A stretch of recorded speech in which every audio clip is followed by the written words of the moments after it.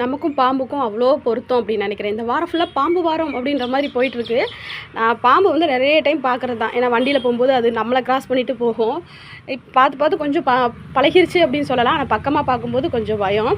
இந்த பாம்பை பார்த்து எனக்கு பயம் இல்லை. ஏன்னா அது இறைய முழுங்கி ஒரு அரை மணி நேரமாக இந்த இடத்துல தான் படுத்துருக்கு. தெரியுதுங்களா? இங்கே ஒரு பாம்பு இருக்குது, அந்த செடி சைடு இருக்குது. இது எங்கள் வீட்டுக்கு பின்னாடி, பழைய வீட்டுக்கு பின்னாடி. இந்த வீடெல்லாம் யூஸில் இல்லை.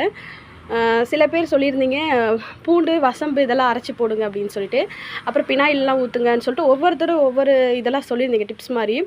ஆனால் இது வந்து ஒரு சின்ன வீட்டு தோட்டம், மாடி தோட்டம் அப்படின்னா அதுக்கு வந்து யூஸ் ஆகும். இது வந்து நம்ம தோட்டத்து வீடு, தோட்டத்தை சுற்றியுமே வந்து செடிகள் தான் நிறையா இருக்குது. ஸோ அதனால் நம்ம எல்லா இடத்துக்குமே தெளிக்க முடியாது. அப்புறம் இந்த ஏரியா ஃபுல்லாமே எங்கேயுமே வேலி இல்லை.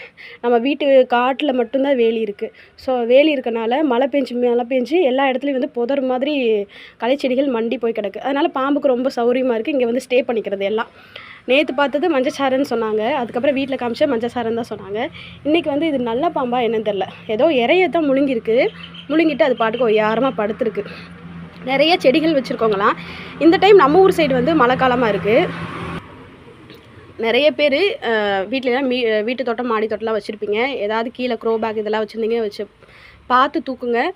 ஏதாவது குச்சி வச்சு தட்டிக்கிட்டே வந்து வேலை செய்யுங்க. ஏன்னா அது அடியில் வந்து நிறைய இது இருக்கும். ஏதாவது பாம்பு இருக்கலாம், இல்லை தேள் இருக்கலாம், பூரான் இருக்கலாம். அதனால் பார்த்து வேலை செய்யுங்க. ஏன்னா நம்ம அதிக பேர் இந்த இயற்கையை தான் விரும்புகிறோம். அந்த இயற்கையிலே நிறைய ஆபத்து இருக்குது.